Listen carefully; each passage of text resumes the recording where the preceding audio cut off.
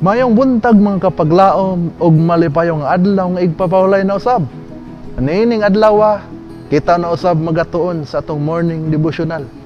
Tung pitsa karon Hunyo 15, 2024 nga giuluhan og ang bulawan sa Kristohanong kinaiya. Og ang atong teksto mga kapaglaom makita diha sa Proverbio 22 versikulo 1. Nagaingon, ang usa ka maayong ngalan labi pang maayong pilion kaysa dagkong mga bandi, ug ang mahigugmaong kaluoy kaysa sa lapi og bulawan. Mga kapaglaom ug mga kaigsuonan, ang mga tao magtinguha sa pagkahimong dungganon.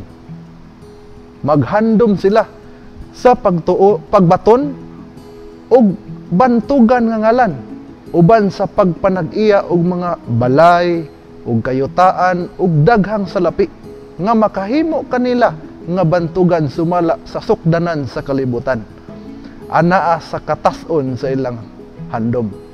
Naghandom sila sa pag-abot sa dapit diin sila makatamod sa pagkalabing hawod sa ibabaw sa mga kabus. Kanang tanan mao'y pagtukod ibabaw sa balas ug kalit mahugno ang ilang balay. Ang pagkalabing hataas sa pangatungdanan dili mao'y tinuod nga pagkadungganon mga kaigsuonan ug kapaglaom. Kanang dili makapauswag sa bili asa kalag walay tinuod nga bili sa kaugalingon. Ang maayo lamang nga batunan sa pagkabantog sa kalag mao ang kanang tan-awon sa langit. Ang tinuod ug napataas nga kinayahan sa imong buluhaton tingali dili gayud nimo may baluan. Ang bili sa imong pagkatao imo lamang masukod pinagi sa bili ni anang kinabuhi nga naghatag ngadto sa pagluwas sa tanang mudawat nini. Mga kapaglaom, ang matag usa ka tawo makahimo sa pagbana-bana sa ilang kaugalingong bili sa panahon nga siya mahimo nga isig ka magbubuhat uban kang Kristo.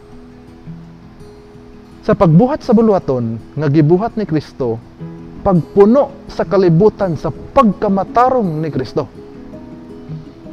Pagtuman sa kamanduan gikan sa labing hatas.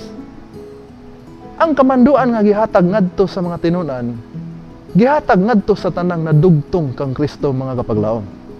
Maghimo sila sa bisan unsa nga pag-antos alang sa kalipay sa pagtan-aw sa mga kalag nga maluwas kinsa nagkawala nga walay Kristo.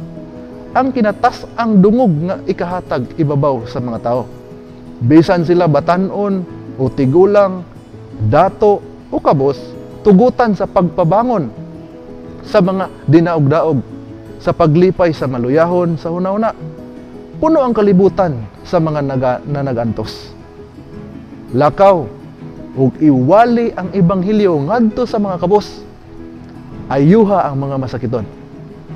Mao kining buluhaton nga nadugtong ngadto sa mensahe sa ebanghelyo ug ang mga kabos gikawalihan sa maayong balita. Matthew 11 versikulo 5. Ang mga magbubuhat sa Dios, magbuhat sa ilang dapit sa kalibutan uban sa gugma ni Hesus.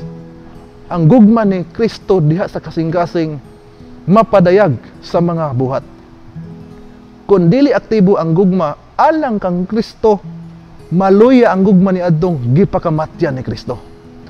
Ang tinuod nga kadato mao ang tinuod nga pagtuo o gugma. Mao kini ang maghingpit sa kinaiya diha kang Kristo.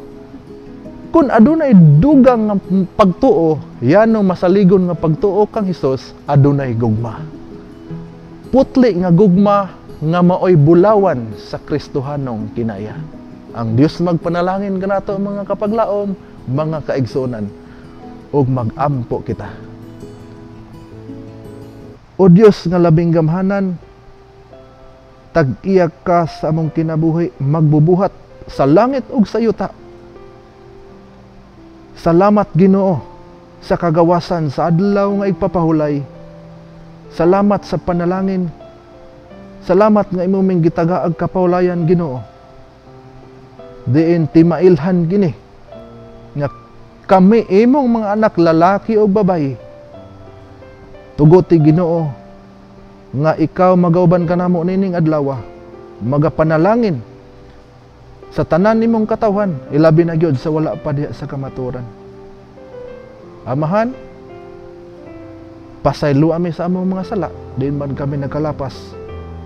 Ug nining adlaw nga igpapahulay, amo ikaw nga paghimayaon, pagadaygon, tungod ikaw lamang ang Dios nga makagahom sa tanan ug sarang makapasaylo sa among mga kalapasan.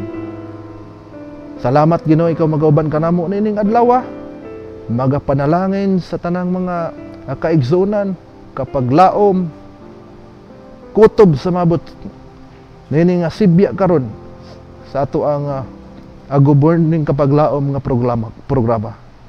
Salamat o Dios sa imong pagtubag sa among mga pagampo. Amo kini isalig diha lamang ni Ginoong Hesus nga among manluluwas. Amen.